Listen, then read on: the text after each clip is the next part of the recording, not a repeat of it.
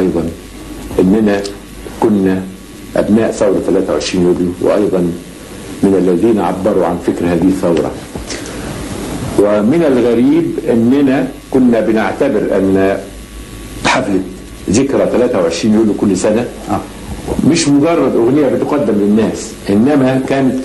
وصايا فكر الثورة بتقدم للناس من خلال أغنية. ويمكن الجيل الجديد ما حضرش أمجاد هذه الفترة، وقت ما كنا بندخل منافسة كبيرة جدا بين أغنية للأستاذ عبد الوهاب، أغنية للسيدة أم كلثوم، أغنية للأستاذ فريد الأطرش، ثم عبد الحليم حافظ وهو برع جديد. ولحسن الحظ وللغرابة، يمكن مش الغرابة لأن هي الحقيقة إيمان بالفكر وبالمبدأ، يعني لولا هذا الإيمان ما خرجت هذه الأغاني بالشكل العظيم اللي خرجت به. يا رب العزة والقدرة بنجيك يا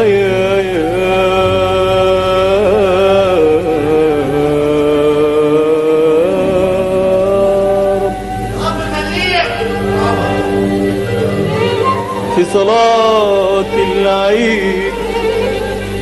عيد انتصاراتنا ونجيك يا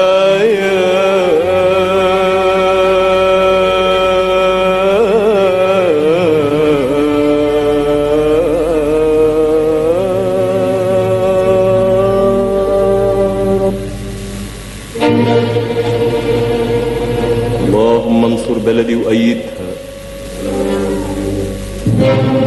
سدد خطوتها وخد ايدها، آمين يا رب اجعلنا نحقق كل خيال، آمين اجعل يومنا الواحد بكفاح أجيال، آمين فجر يا نبيع الخير تحت قدامنا، آمين والمستقبل خليه نور قدامنا، آمين